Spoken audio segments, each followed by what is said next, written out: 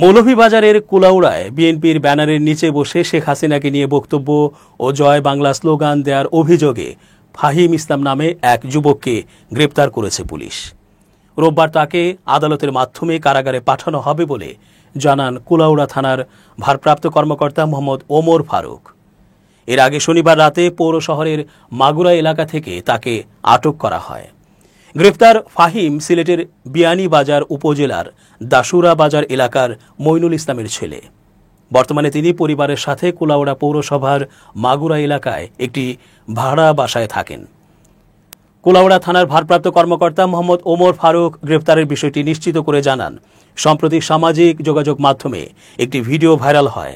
ভিডিওতে দেখা যায় ফাহিম কুলাউড়ায় বিএনপির একটি ব্যানারের নিচে বসে শেখ হাসিনাকে নিয়ে বক্তব্য দিচ্ছেন এবং শীঘ্রই তিনি আসবেন বলে উল্লেখ করে জয় বাংলা স্লোগান দিচ্ছেন। বিষয়টি নজরে আসার পর অভিযান চালিয়ে মাগুরা এলাকা থেকে তাকে গ্রেফতার করা হয়।